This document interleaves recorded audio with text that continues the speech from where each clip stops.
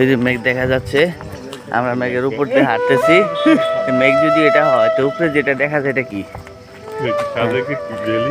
ওটার সাথে এটাই বেলি, এটাই বেলকি, বেলকি রেখে আমরা বেলি। হ্যাঁ, আমরা আছি, হাঁটতেছি।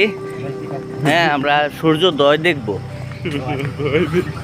হ্যাঁ, সকালবেলা সূর্যটা কিভাবে দেখেন। আমাদের আগে আরো অনেক মানুষ পৌঁছে গেছে এখানে, কিন্তু আমরা রাস্তায় একটু